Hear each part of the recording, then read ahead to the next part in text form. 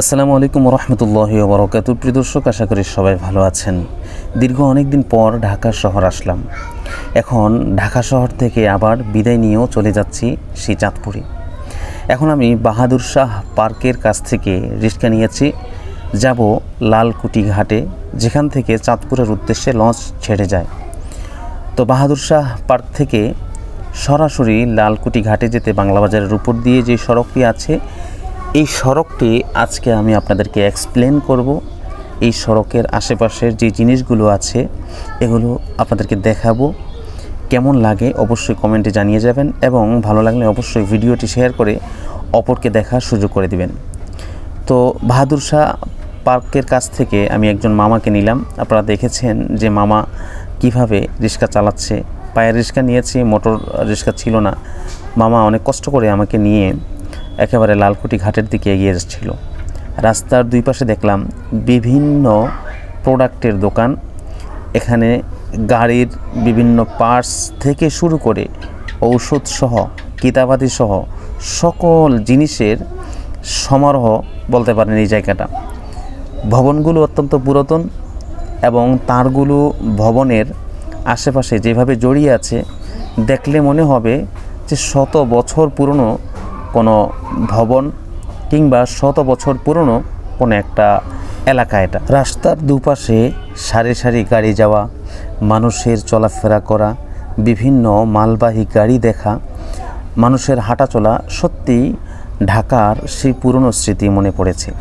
দীর্ঘ প্রায় 3 থেকে 4 বছর পর ঢাকা গেলাম, তাও আবার স্বল্প সময়ের জন্য।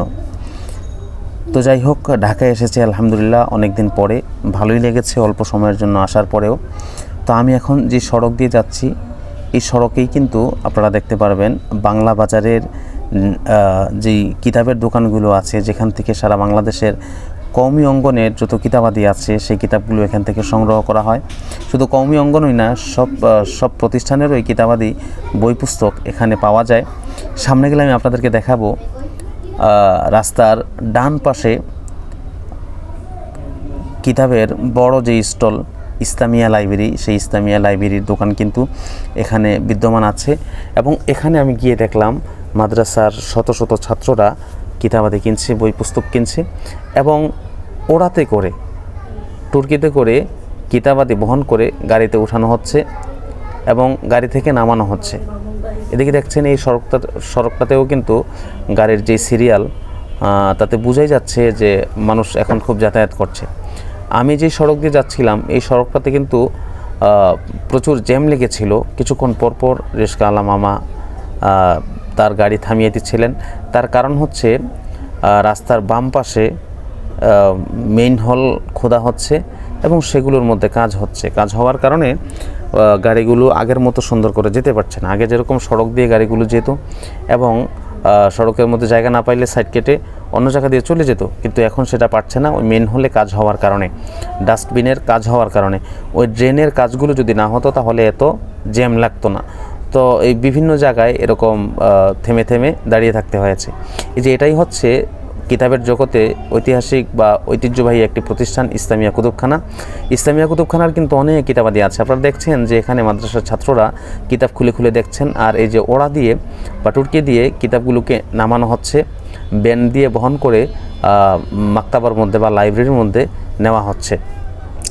তো দর্শক, এই যে আপনারা যে দেখছেন মাদ্রাসার ছাত্ররা কিন্তু এখন যেহেতু রমজানের পর বছর শুরু, এই বছরের শুরুতেই কিন্তু ছাত্ররা কিতাবাদি নেওয়ার জন্য বাংলা বাজারে এসে ভিড় জমায়। বাংলা বাজারে এসে আপনারা কিতাবগুলো সংগ্রহ করে মাদ্রাসায় গিয়ে পড়াশোনা করে। এই যে আমি বলছিলাম যে রাস্তার পাশে কাজ হচ্ছিল, এই যে দেখেন রাস্তার পাশে কি পরিমাণ কাজ হচ্ছে, কি পরিমাণ গর্ত করা হয়েছে মেইন হল তৈরি করার জন্য। তো এখানে এই কাজ হওয়ার কারণেই মূলত গাড়িগুলো আগের মতো যাতায়াত করতে পারছে না, বিধায় কিছুক্ষণ পর পর জ্যাম লেগে যাচ্ছিল। তো কারা কারা এই সড়ক দিয়ে এর মধ্যে গিয়েছেন বা কারা কারা এই সড়কটাতে যে কোনো সময় হোক পদচারণা করেছেন, অবশ্যই কমেন্টে জানিয়ে যাবেন।